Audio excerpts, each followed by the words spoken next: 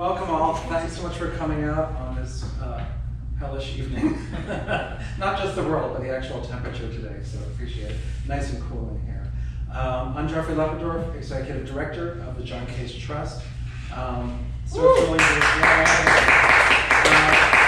wonderful to return here to Time and Space Limited. We are so lucky, those of you in the area know, to have TSL here. It's the main reason to live in Hudson. I don't say that lightly, I really mean it. It's such a treasure. So I'm very grateful to Linda and Claudia for hosting us here, and also for Jeremy and Scott for helping us tonight. I think you're in for a treat. You might wonder at first why the John Cage Trust is putting on a James Joyce evening. And the reason is that John Cage was obsessed with Finnegans Wake. He discovered Joyce's writing, Finnegans Wake in particular, as a young man. I think he first read Joyce in Transitions magazine. His first boyfriend introduced him to Joyce, and it became a lifelong love that only grew. If you know one work of Cage's that is engaged with Joyce, you might know Roratorio, an Irish circus on Finnegans Wake. But in fact, he wrote multiple works that engage with Joyce, primarily Finnegans Wake. In a moment, you're going to hear 3 songs. I will admit that the first of the 3 is not necessarily from Finnegans Wake. It's just sung on phonemes, but I feel it makes a lovely introduction to the other 2 that pull text directly from Finnegans Wake. The first song, which will be sung by Jaclyn will join us in just a moment. Before I say that, and we're going to sing these 3 songs as a kind of a mise-bouche for the evening, and then I'll introduce Adam Seelig, the director of One Logo Theater, who are astoundingly filming all of Finnegans Wake theatrically. We'll see some film clips, and we'll have a little chat about that as well. They're quite wonderful. And it's great to have Adam here from Toronto. He actually crossed the border to be here with us, so we're very, very grateful. The 3 songs we're going to hear are A Flower, which is a song for mostly solo voice with a little bit of piano, but although I'll be the pianist for the 3 pieces, I will never touch the keys except to give the pitch at the beginning. These are all written for closed lid piano. I will be using the piano as a percussion instrument, as you'll see in a moment. And the first song, A Flower, just uses phonemes, and you'll hear some wonderful vocal productions that Jaclyn does just beautifully. There's a couple places where she's asked to sing like a pigeon. I think you'll know where those places are. And then we'll go into the wonderful Widow of 18 Springs, a particularly gorgeous song, which is quite remarkable, and that I think if I didn't tell you, you might not even notice that it is all entirely on only 3 pitches. Quite spectacular song. And then we will go directly into Nacht upon Nacht, which is, if you find the language funny, you can laugh. It's a delightful song with some of the Joycean puns are pretty evident in it. Wonderful Widow is just a beautiful text, really beautiful poetic text. Nacht upon Nacht has some very, very funny things. And you'll hear the kind of ways that Joyce plays with knowing multiple languages and mixing them up. So you'll hear bits of French and German, and I think you'll hear some of the puns. I'm trying to remember a couple of them. Whistle, you'll hear for whistle, spelled with K. And you'll hear All Perjures a Night, which is probably upon on Valpur this Nacht. Things like that. So it goes in both directions. You hear a lot of mashups. Well, Adam and I will speak a little bit more about the wonderful language of Joyce in just a moment. But now, Jaclyn Hopping.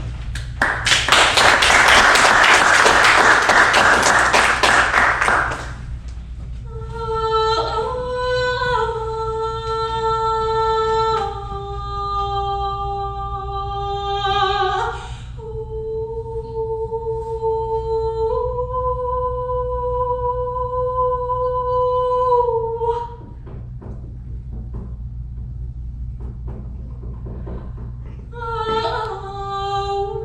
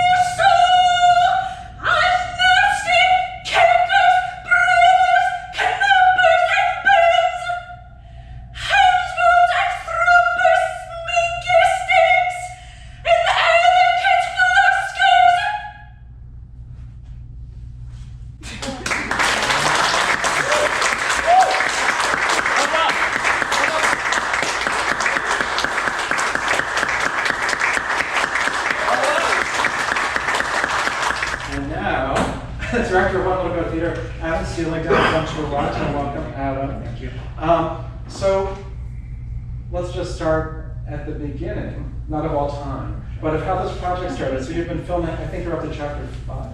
We filmed 8 of 17 chapters. 8 of the 17. Yeah, we haven't edited them all, but we have 4. Fantastic. Yeah, 4 in the can, which you're going to see some of which you're going to see. So I should say, I know One Little Goat for years, and they've done a lot of experimental works, often works that are language focused in different ways. Fair to say, maybe some surrealist things. And how did Joyce first come into your view, and how did you meet the actor who we'll see on film shortly?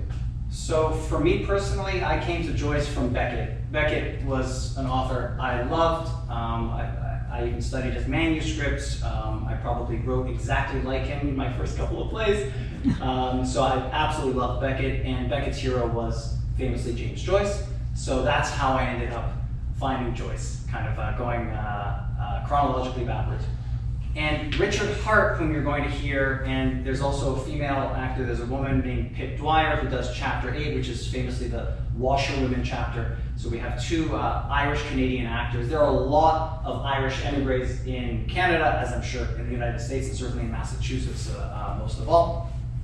And Richard, it turns out, is an absolute whiz at reading Finnegans Wake, the famously impossible to read novel. And he's born and raised in Dublin. During the pandemic, I was invited to join a reading group, and I did tell the reading group, no one really reads Finnegans Wake. I'm not sure why you would want to do this. And I said, but if we're going to do it, why don't we invite my friends Kathy Murphy and a few Irish friends, and Richard Hart. And when we would go around the Zoom room, when it got to Richard, everyone said, well, why don't we just let Richard keep reading, because he reads it so well. So I think you're going to see, it's almost like someone passed him a violin and all of a sudden. I will say, I've been to painful marathon readings of Finnegans Wake of people that can't do it. But when it's done right, and you're going to see it done right in just a second, Finnegans Wake, despite it seeming impossible to know what's going on, it's in fact a very meaningful, F-U-L-L, work. And every word in it is very meaningful, but there are often neologisms, nearly every word, pushed together from various languages too. So one needs a lot of time to fully understand every word, but the fact is you can fully enjoy it without understanding any of it. As John Cage did, he admitted that he had no idea what the thing meant. He just loved it. And he spent years and years and years reading through it over and over again, doing many writings through and poems and so forth. When you hear Richard read it, I think you'll feel like you get it. There are people who love it for the sound. Anselm Kiefer, the sculptor, is another person who loves just listening to this text, even though he doesn't understand it. Cage, of course. Joyce himself said, if anyone doesn't understand it, they just need to hear it read aloud and it will make sense. But it doesn't really make sense, and that's not fair. It's really Mother Goose for adults. So what I personally love about it is that it takes me back to that place where I'm not sure what it is that's tickling me, because it ultimately is a comedy, but it does, and then I search for why. But I think that it is fun to be in a place where you don't really know, just like an infant would be when they're hopping up and down on one's lap. Yeah. So you should enjoy actually not knowing what it means. And I won't hop you up and down on my lap. Yeah, but feel free to.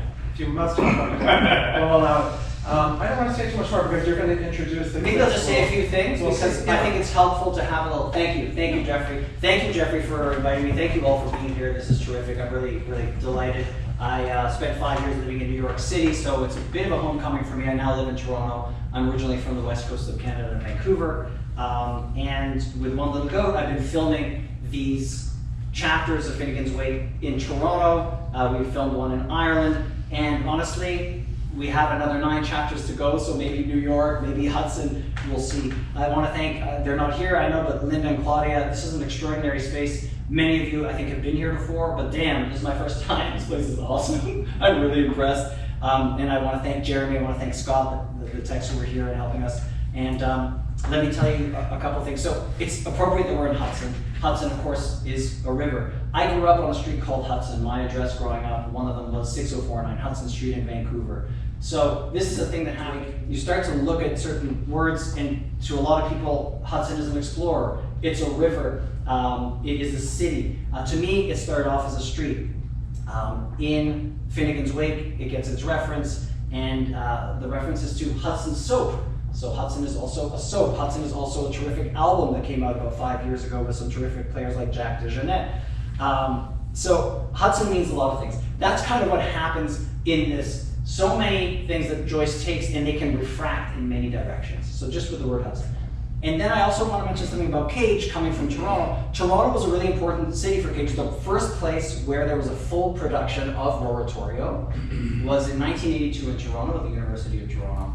I know people who were at that production, and John Cage was kind of an awesome person who was very much in the world, and a lot of people were like, oh, I enjoyed talking with him and hanging out with him. I do have to add that I'm a member of a music trio, and one of the members of the trio was part of that production. Robert Aitken? Miguel Fresco, he's American but was going to school in Toronto. Another Toronto thing I just have to put out there, a wonderful work by Cage called Reunion, which if you happen to be in Toronto now, the object of that work is at the Aga Khan Museum right now, in a wonderful show called Game On about games and play. But the piece is a chessboard that is light operated with electronic instruments connected to it. Every chess move allows one to hear what one of the players is playing. Cage did not tell the players what to play. The moves are not prescribed. The game was played publicly. There's film of it. It's wonderful. And the game was played between John Cage and his good friend Marcel Duchamp, with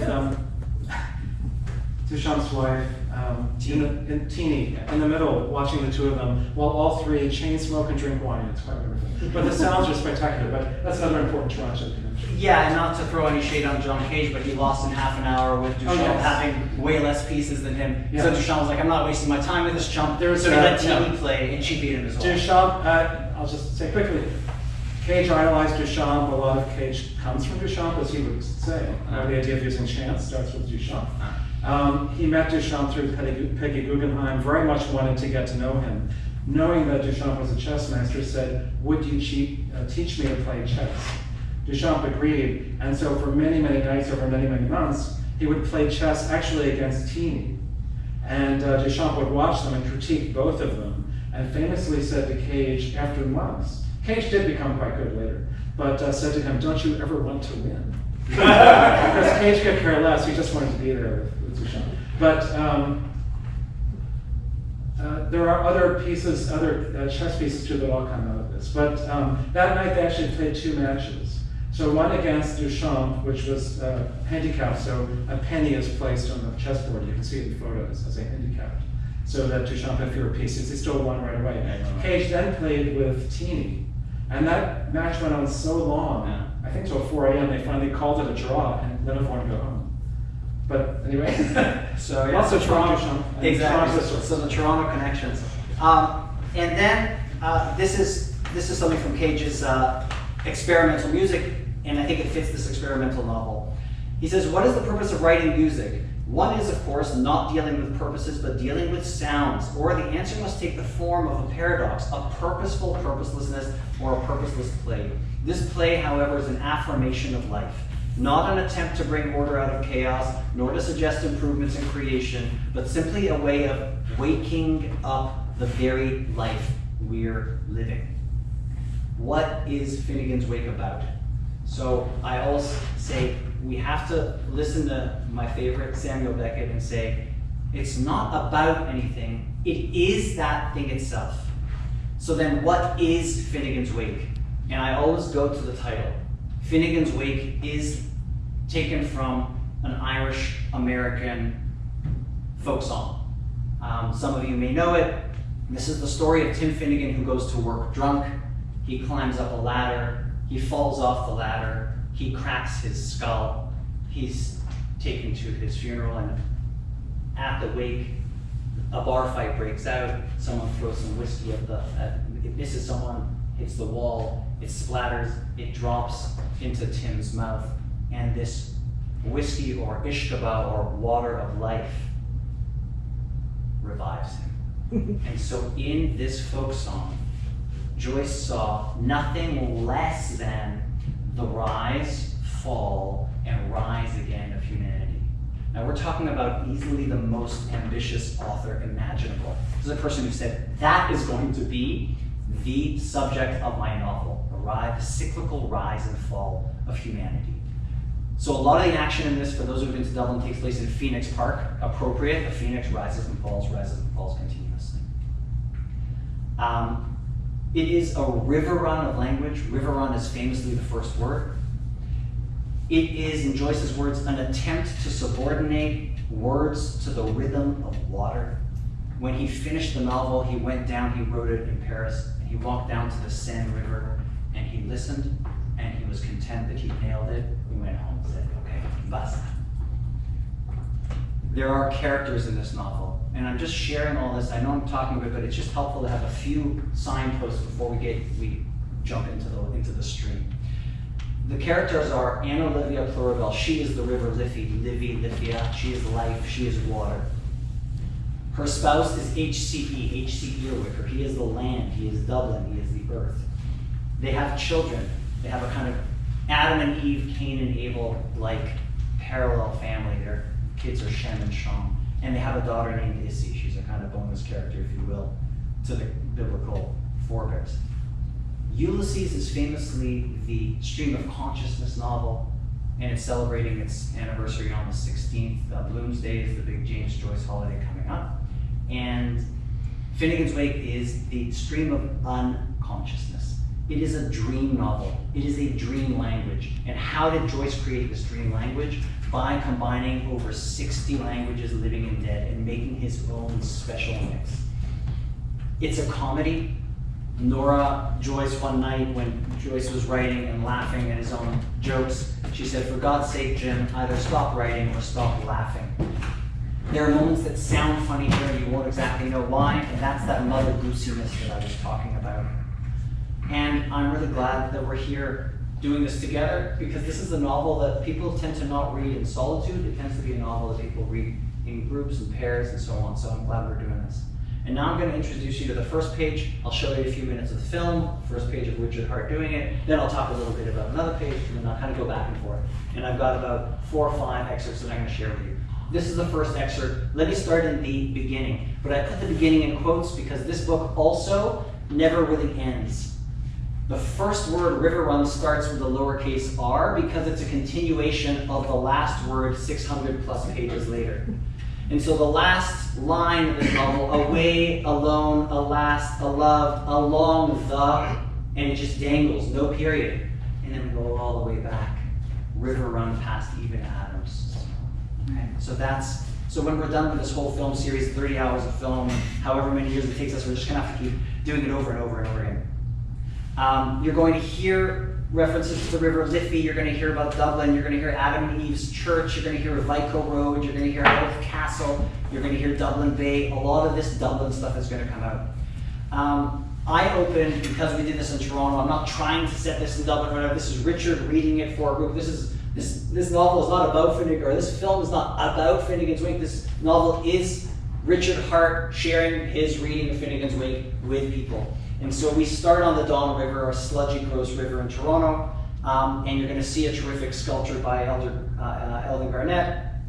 And the text may go by quickly, but that second is not the river I stand in. That is the little text that you're going to see there.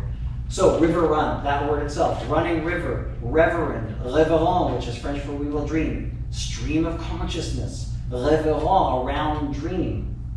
These are all things that Joyce is tapping into.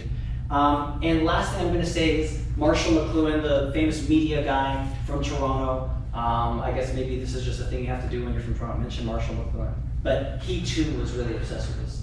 And for him, this book was a verbal fugue. So for the musicians here, Jaclyn, that was outstanding. For the musicians here, you can enjoy the fuginess of this. And here's how McLuhan broke it down. He said, this is the first sentence. He goes, okay, the first sentence is, let's see, river run, past Eve and Adams, we swerve from shore at Vendée Bay, brings us by, back to Howth Castle and environment. And he seized on this back and he said, that back is Joyce punning on Bach. And so this river that runs back, or this river that runs backwards, is a river that is running Bach. It's a river that is running Bachwards. It's a verbal fugue. That's the kind of brilliance of Marshall McLuhan, and we're going to take it away for I want to thank Scott up there. I don't know if you can see me, Scott, but I can't see you. Thanks. We're going to start with the first excerpt. Thank you all.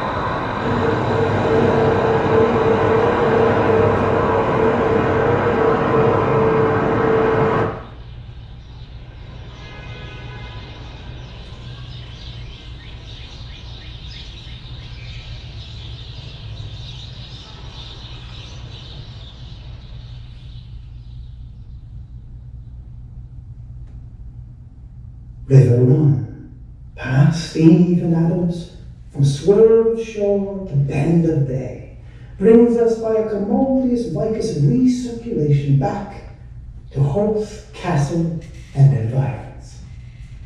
Sir Tristram, Bealaidmore, for all the short sea, had passing Corby arrived from North Armorica on this side the scraggy isthmus of Europe Minor, to wield or fight his penis in the war. Nor at topsides rocks by the stream O'Connell exaggerated themselves to Lawrence Kemp gorgeous while they went up and down up around the time.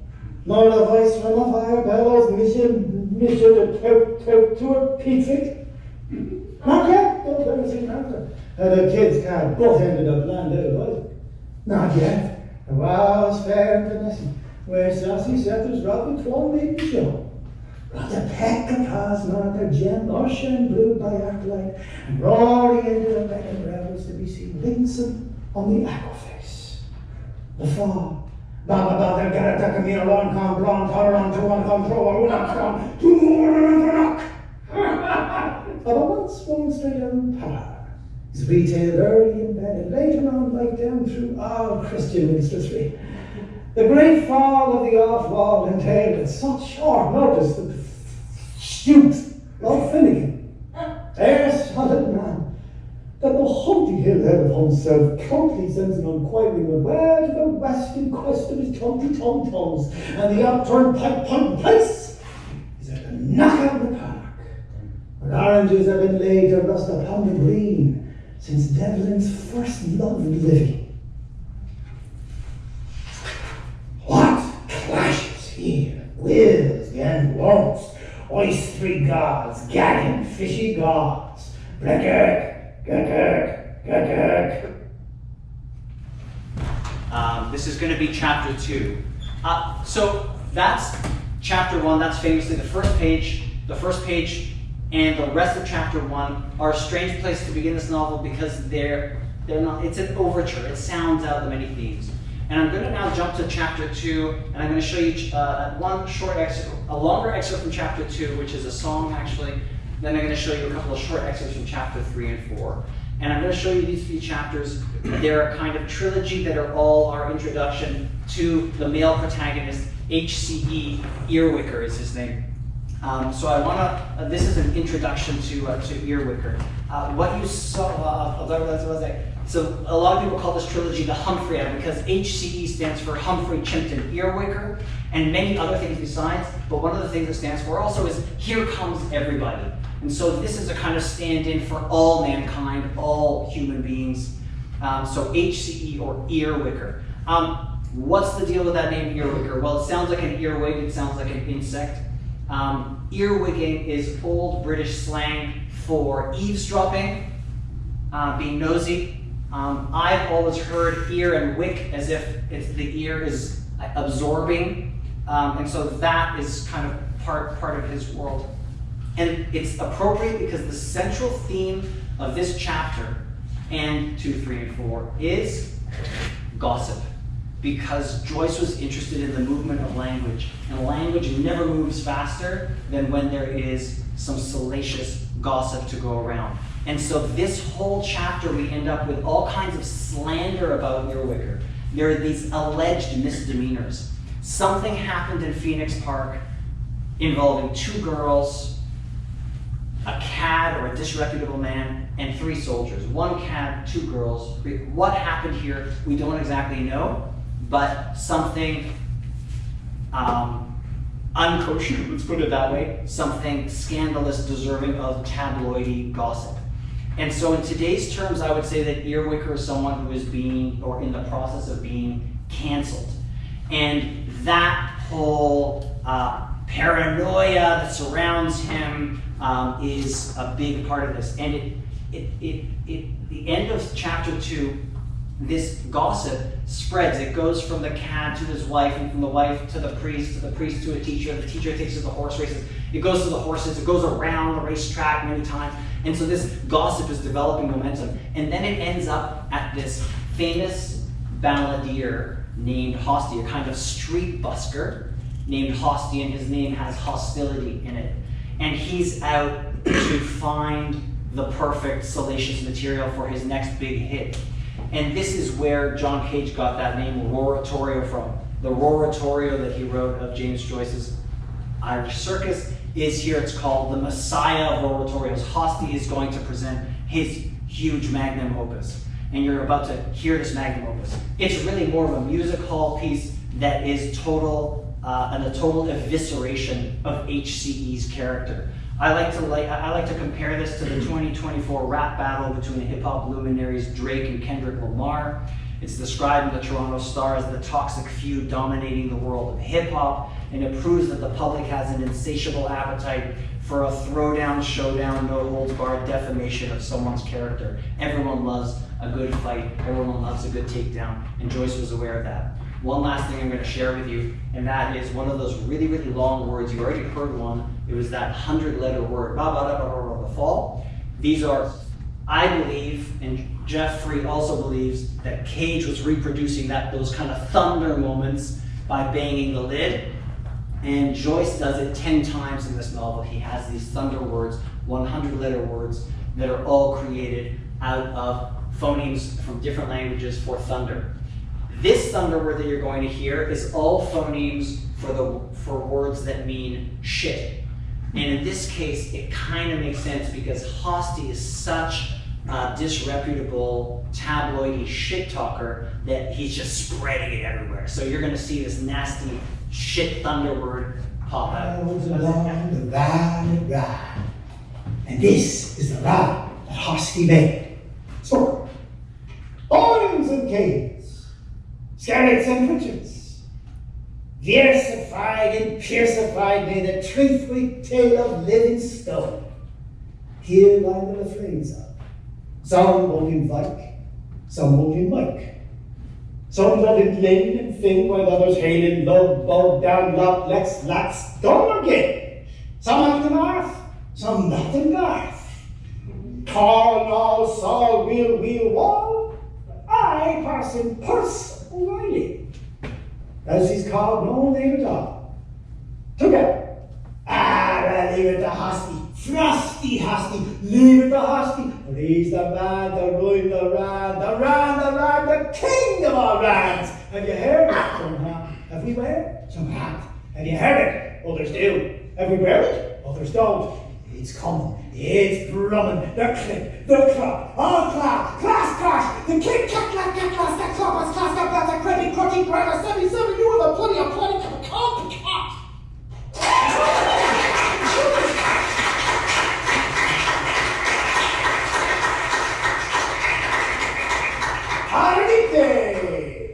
Arditi. Use a cue.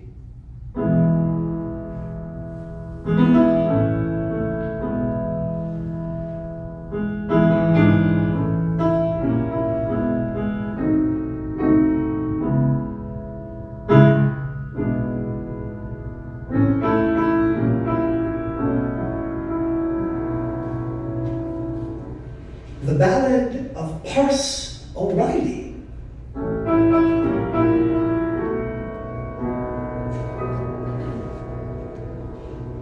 Have you heard of one Humpty Dumpty? How he fell with a roll and a rumble, and fell off like a log of a crumble by the butt of the magazine wall, Hope, helmet, and arm. He was one time our king of the castle. Now he's kicked about like a rotten old parson. And from Green Street he'll be sent by order of his worship to the penal jail of Mountjoy. To the jail of Mountjoy. Jail and enjoy.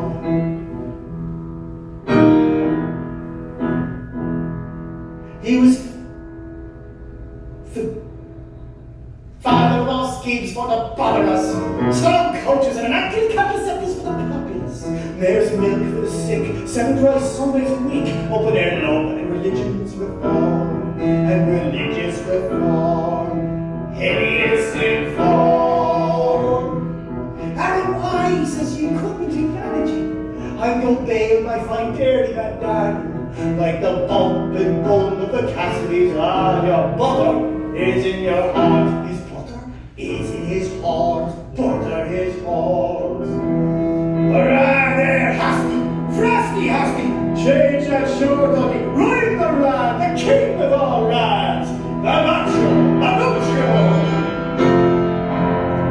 We had chops, champs, chewing gum, the chicken pots and china chairs. University provided by this soft-soaping salesman. Small wonder he'll cheat everyone. Our local lads nicknamed him when chipped and burst up the floor with his book of chops down bad and went lower. So snug was he in his hotel premises, sumptuous. But soon Will bonfired all his trash tricks and trumpery, and his sure to shed a glance in him winding up his unlimited company with the bailiff's bump at the door. Bang at the door, then he'll go no more. Sweet bad luck always washed to our island, the hooker of that hammer-fast Viking, and God's curse on the day when them that amaze saw his black and tan on a war. Saw his man a war on the harbour. Where from? Ross Kilbeck, Copenhagen, fancy bars. Johnny was there, little. We can wipe and faculty. Single McOsker, one sign bar jars, Boniface. Foxman, Devilhole, Norby Dickers, Moniker. Argus IR and Devil Horn, Norby Dickers, Cod. And Norwegian Campbell Cod. He is big God. Lift the hosting, lift the devil, up with the rod, right the rod.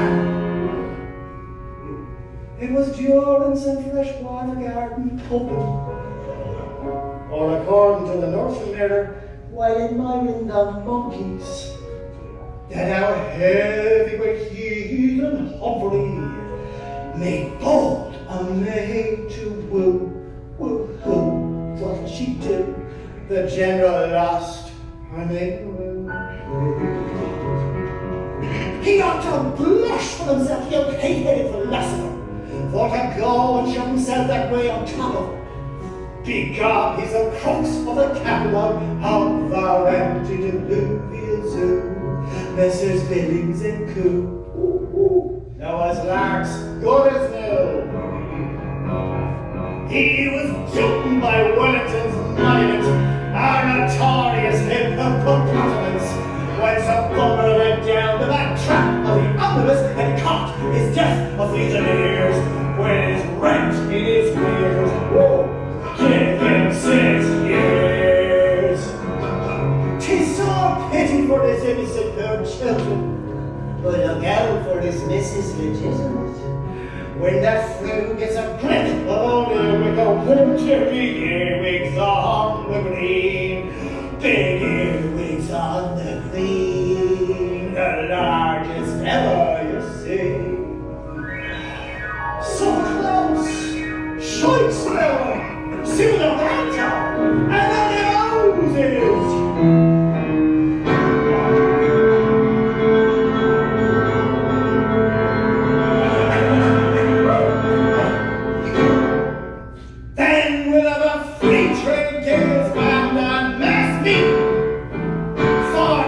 Son the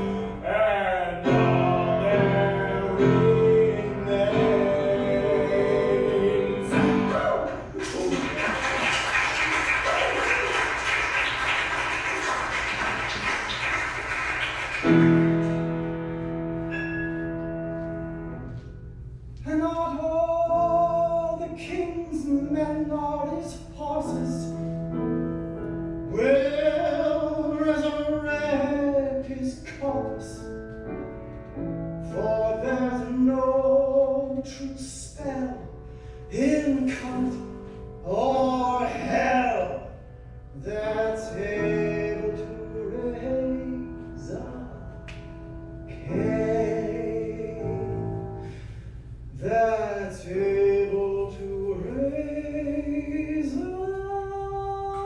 cane.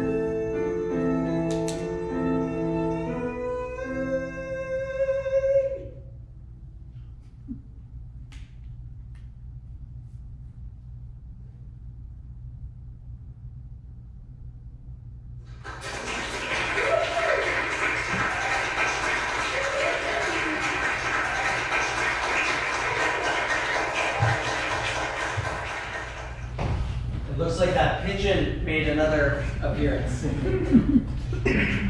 have 2 more excerpts to share with you. That's the end of chapter 2. And I'm glad that I, in the film, included a number of music halls from Toronto. You know, these performing arts spaces are so precious to us who perform especially, but to all of us. One of them that was in there, this was just a few years ago, the film is already gone. And so like these things are not, I mean, we can't take them for granted, and I don't. So that's part of it. It was a bit of an homage to these music and performing venues. Chapter 3, I'm going to play you the last 3 minutes of chapter 3. The whole chapter is maybe 70, 80 minutes long. Any of you who want to see any of these chapters up to 3 can go to Wonderful Theatre Company's website, and we've linked there to all of these films if you want to watch the whole thing, or in parts or whatever. Our website has that, and we also have a podcast where we break down 15-minute chunks, all of this stuff, if you kind of want to get to know this material more. Before the end of chapter 3, here's a very quick rundown. HCE is now running away from all of these slanderous rumors that are following him. There are reporters who are following him, wondering where did he go. They go door to door, they're looking for him. And there it reaches a climax with a German newspaper reporter named Herr Betrefender, and he attacks Earwicker with 111 insults. The absolute worst insult in the whole series of 111 is my favorite, and that is artist. With the siege over, HCE is now sleeping, and God calls him. He calls him Al Prahom, a version of Abraham. Al Prahom, all, like here comes everybody, all, he's everybody, Al Prahom, he's home. But HCE doesn't quite respond the way Abraham maybe did, somewhat willingly. In HCE's case, he's annoyed that he was woken up. Very much like Tim Finnegan, and in fact, he even in Latin quotes what Tim Finnegan said, a version of, "By the thunder in Jesus, did you think I was dead?" And that's kind of his response. So what he says is, "I'm here, did you think I was dead?" He says that in Latin, which of course we all know so well. And then this chapter ends with rainfall, appropriately Irish weather. You'll also, for those who are somewhat familiar with Dublin or very familiar, you'll hear Earwicker's extremities described as Dublin itself, extending to 4 districts. In the dream language of the Wake, they don't sound exactly like this, but they sound similar to these 4 districts of Finglas, Pembroke, Kilmainham, Baldoyle, and there's a 5th district that's mentioned after that, south of the Ball, Rathfarnham. So you're going to hear his body extremities kind of extend. And then the very last word of this is a combination of stops and raindrops and other stuff. It's a Joycean word, stops, S-D-O-P-S. And when I presented this section half a year ago, in fact, it was in Tokyo that there was a Finnegans Wake reader was like, "Oh, I love that word at the end because it's a visual palindrome." And I was like, "What?" He's like, "Yeah, you take that word S-D-O-P-S, stops, and you flip it, and it reads the same way." So you make of that what you want. It can be read forwards, backwards, upside down, right? But it's one of those beautiful Joycean inventions. So enjoy the last 3 minutes of chapter 3. Thank you. For in those days his death to ask of our home, and call to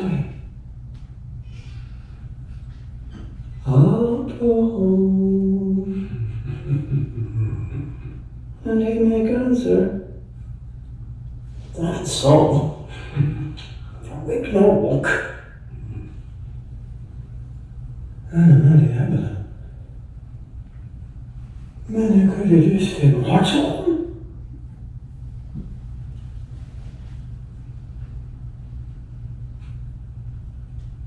Silence within thy frosted halls, O Trude, when thy green woods went dry. But there will be sounds of many mirth on the night's ear ringing, when our patriarch of Combs Terrible Noble gets the pullover on his boots. Liverpool, such a bit of it. His brain's cool parish, his parrot Nessie, his heart's a drone, his blood streams a craw, his puff but piff, his extremities extremely so. Fengless, Palmbrook, Chilblame and Baldow. Humph is in his doge. Words weigh no more to him than rain drips to Redfern him, which we all like. Rain when we sleep. Drops. But wait until our sleeping. Drain. Stops.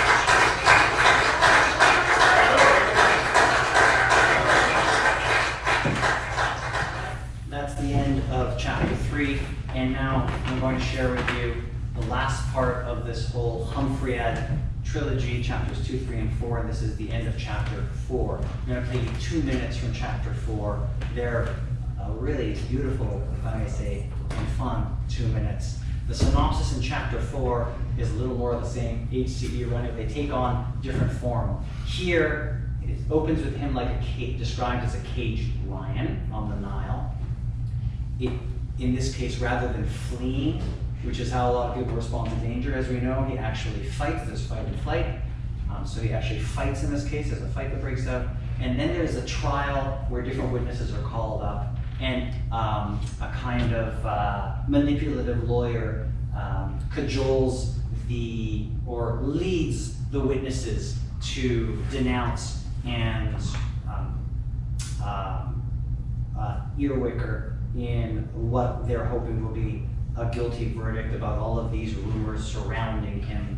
He has sex with ALP, there's a suggestion of conception, and then there's a suggestion of a lot of babies. And then this is where we really, in the excerpt you're going to hear here, where this Adam and Eve, or Eve and Adam comparison really comes out. Eve is described as crippled with children. Adam is dropping with sweat. These are very exaggerated, almost melodramatic versions of Adam and Eve. And so they have gone very quickly to being one of these married couples that kind of keep doing the same thing, a lot of drudgery. But the excerpt will open with the formula that he has created. The formula is that they quarrel, they make up, and they endure for many years. So you're going to hear that formula. And then you're going to hear a take on another music hall, one of these fun satirical songs that was called At Trinity Church I Met My Doom. And here Joyce has rewritten it, or the Wake has rewritten it as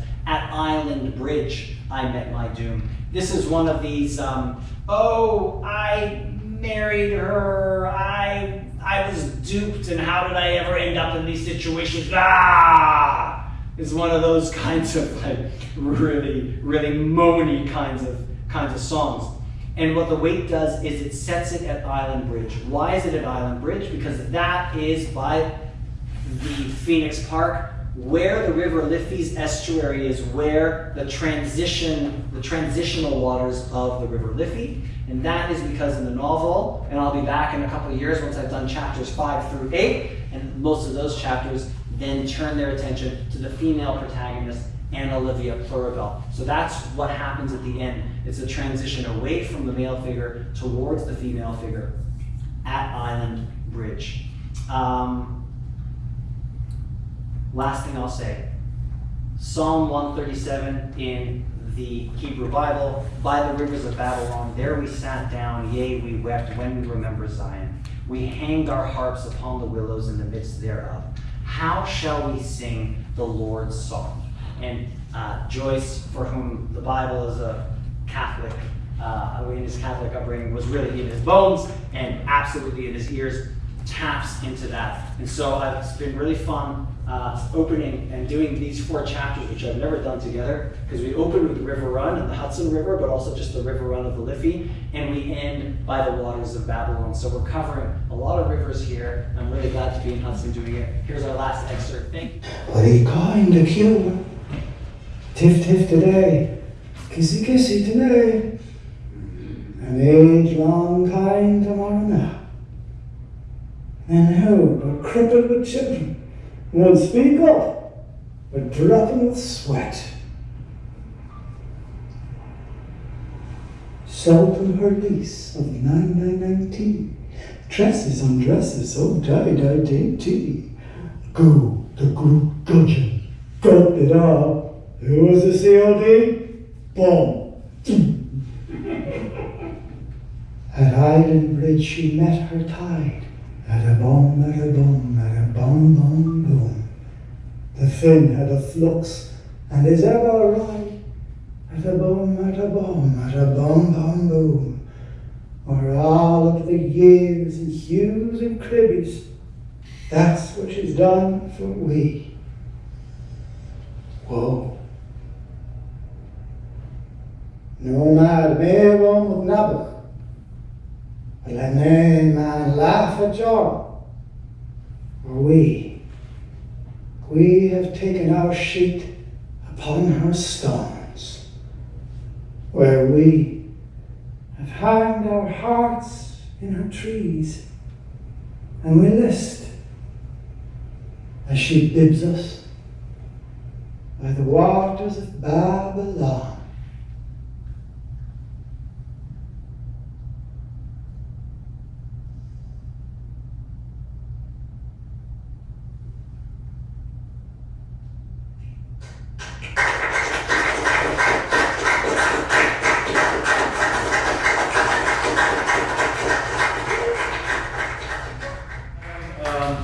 We look forward to the whole novel. Thank you all for coming. Again, if you might be in the area, end of the month, there's some postcards for the big event. And don't forget, is it okay if I mention one thing? Oh, yes, It's please. Bloomsday, which is the big James Joyce celebration day, because it's the day that Leopold Bloom wandered all of Dublin, June the 16th. Anyone who will be in Dublin, or if you know anyone in Dublin, we are showing all of chapter 4 in its entirety for the first time at the James Joyce Center, so there'll be a screening there at 10 in the morning because it's an all-day long kind of affair. But for any of you who are interested, One Little Goat Theater Company is what we're called. We have a mailing list and we let people know when we do our next films, and they're all coming out on YouTube eventually, okay? Thank you. Yeah, thank you.